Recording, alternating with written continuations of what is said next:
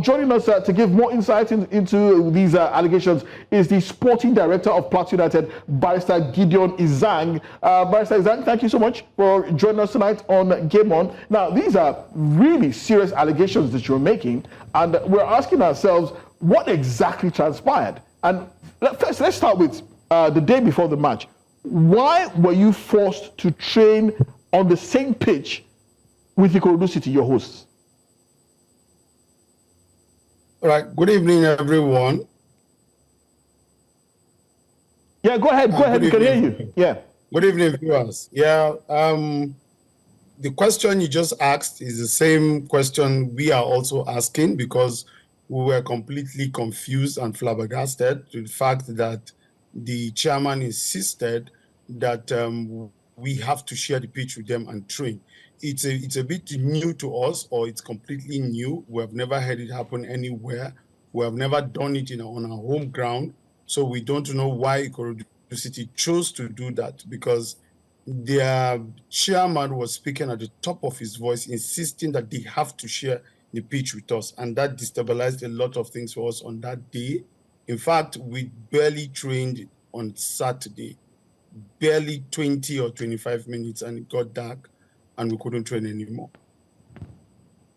Okay, so I'm asking because you also allege that even on match day that your players were assaulted, sporting director was beaten up, a fan of Plateau United was also assaulted as well. Do you have proof of these incidents? Because it's one thing to allege, it's another thing to prove that these incidents actually happened. We have proof, maybe not to that extent that you can, maybe as much evidence as we can gather, because like you said, personally, I was assaulted.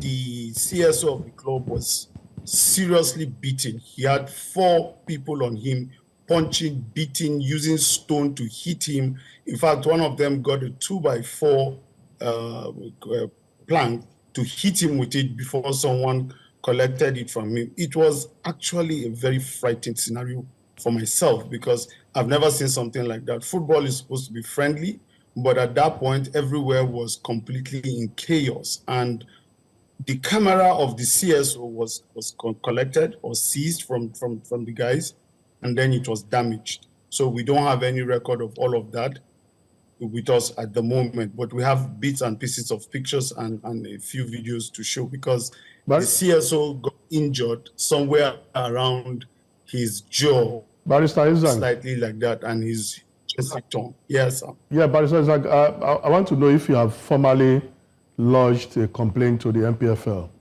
And yes. Then second question is, usually there's usually a background to violence in the NPFL.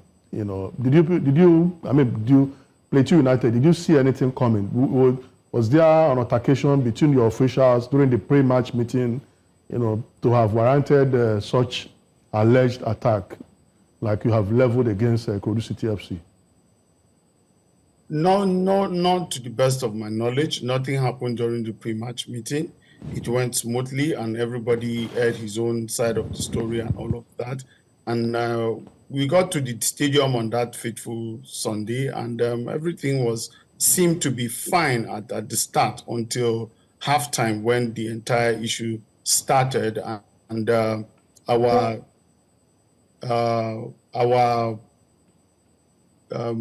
goalkeeper coach was assaulted right in the dressing room, because our TM came out and then he wanted to go to the dressing room and decided to stop at the walkway just to wait for somebody. And then the fans started harassing him that what is he doing on the walkway? And he says, well, that is the route to my own dressing room, and I can choose to stand here, because to him, while he was walking in, he saw the chairman of Ikorodu going into the referee's room, and he decided to wait just for him to see if what he saw was actually correct, or let him have an eye-to-eye contact.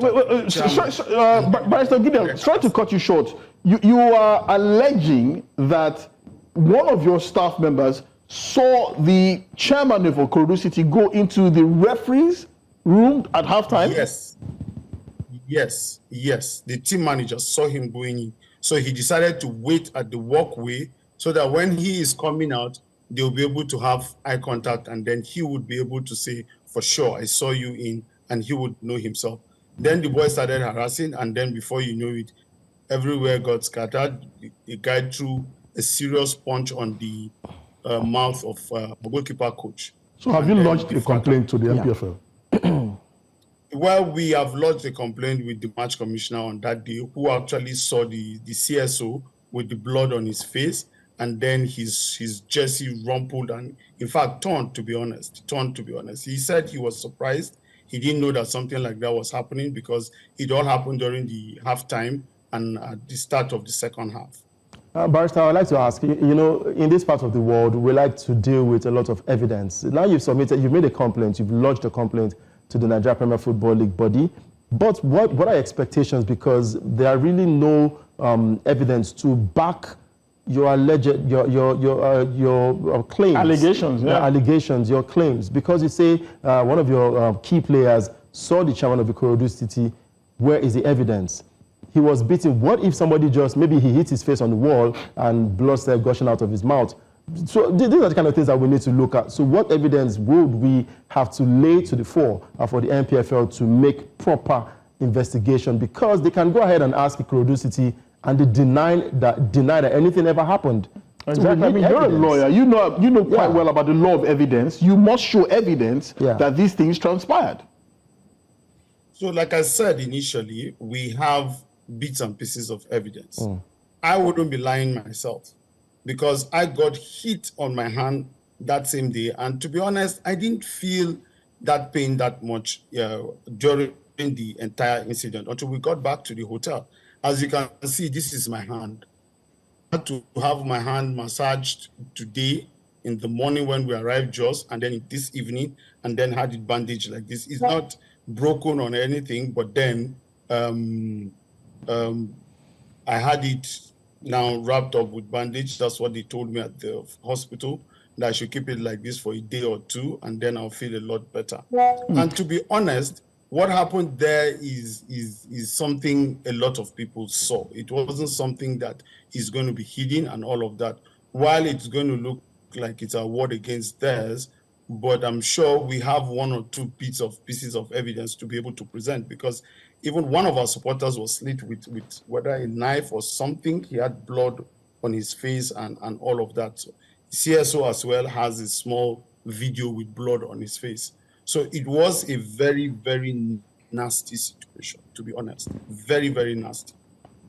Okay. Well, we're actually expecting one of the directors of Ikorodu City, Wale Kodu, to join us. I think there's a small issue regarding that, but it's only proper that we have both sides of the story. If he can't join us tonight, he will definitely be joining us tomorrow, because this is a very, very serious issue that really needs to be looked into. But Barrister Gideon Izang, thank you so much for joining us tonight on Game On. We wish you the swiftest recovery possible, and hoping that you will be able to join us later on as we continue to look towards a proper resolution to what these allegations that you've made. Thank you so much.